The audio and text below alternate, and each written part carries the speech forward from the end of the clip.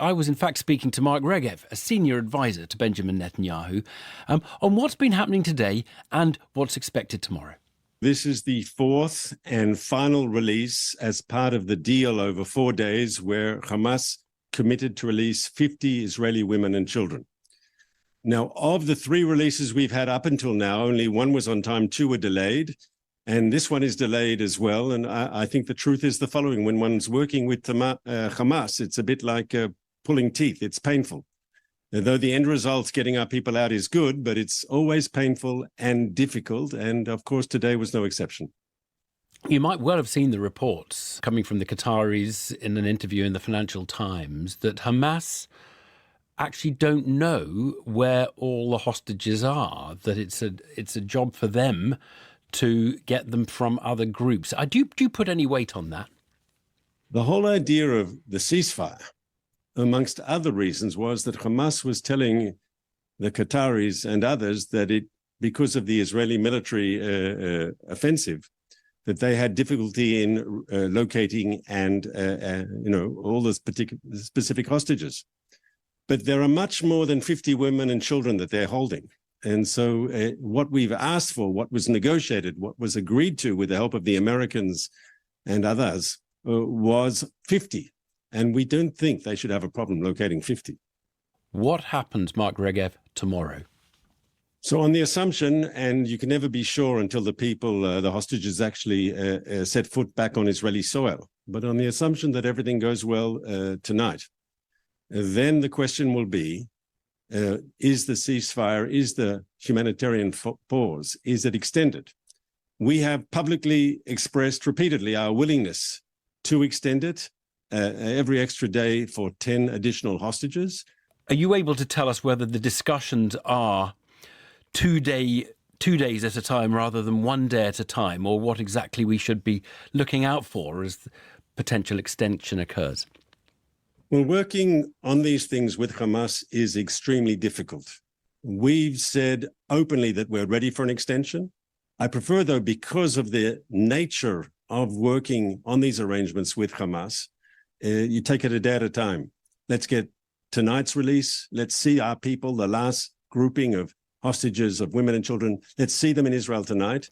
And if Hamas has agreed to more, let's see a list for people coming out tomorrow. Let's see not just words, let's see action. So they may say 2 days and you'll say we'll keep doing it a day at a time as we see results from it. No. If they want to give us 20 names up in advance, we're happy to talk about 2 days. If, for example, tomorrow they say we're going to try and get hostages to you, but we're struggling to locate and bring them out. If they say that, give us another day or 2, we'll give you 25 if you can just give us the time. What is Israel going to do in that position? So it's a slippery slope, and you're asking a theoretical question. But I would think there'd be a strong reticence on our side to play games. Because if you said to Hamas said, instead of 10, we want to give you 8.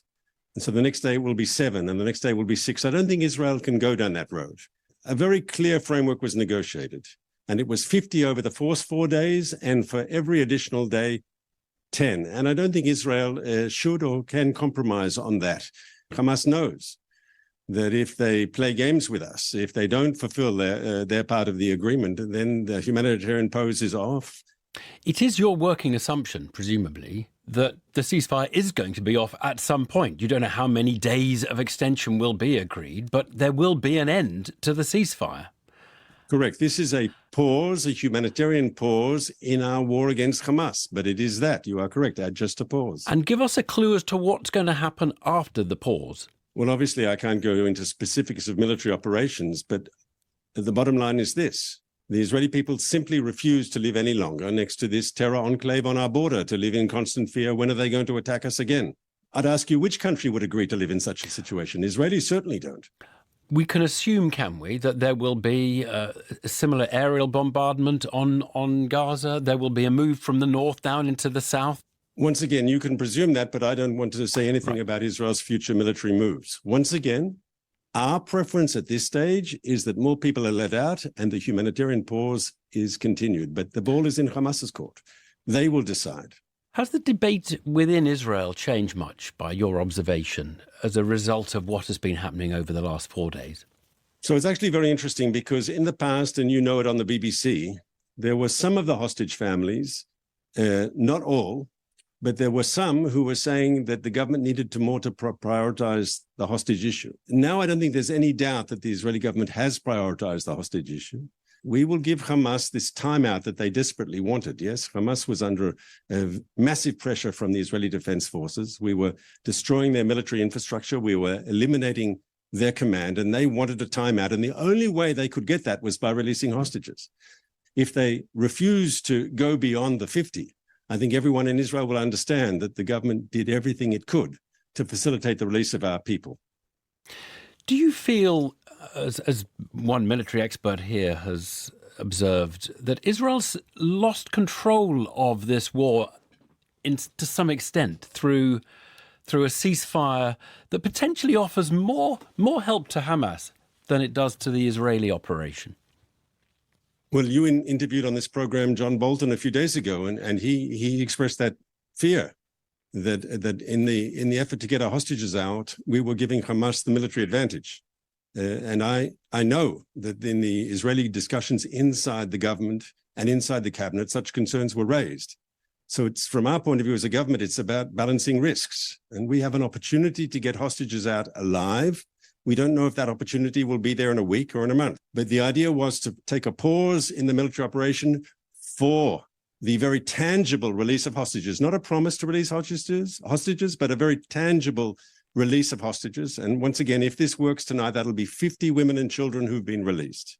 Talk to me about where you think Gaza goes in a year's time. What do you see happening in Gaza? The people of Gaza, where are they going to be living? Just give me a clue as to your thinking about where the next steps are. So Gaza without Hamas will be demilitarized and de-radicalized and rebuilt. And from our initial conversations with our partners, including people across the Arab world, we believe that there'll be a massive effort to rebuild Gaza. The goal is for the Palestinians of Gaza to rule themselves. Obviously, in the short term and the medium term, Israel will have to have some sort of overreaching security concerns, but we don't want to interfere with the day-to-day. Your goal is to de-radicalize Gaza and get Hamas out of there. Are you worried, as you observe the radicalization that may be going on in the West Bank, where Hamas have not been a force, but where there's mounting anger at what is going on and settler violence? I believe the contrary will happen, precisely because Hamas is going to be overwhelmingly and decisively defeated. This will discredit Hamas's ideology. It'll discredit Hamas's political leadership. Because what have they bought the Palestinians of Gaza? Everyone will see. They just bought bloodshed and misery and a dead end. And I think once we've won this and Hamas is discredited, that will give actually oxygen to the more moderate and pragmatic voices in the Palestinian community. Mark Regev there, former ambassador in this country, in fact, also a senior advisor to the Israeli Prime Minister.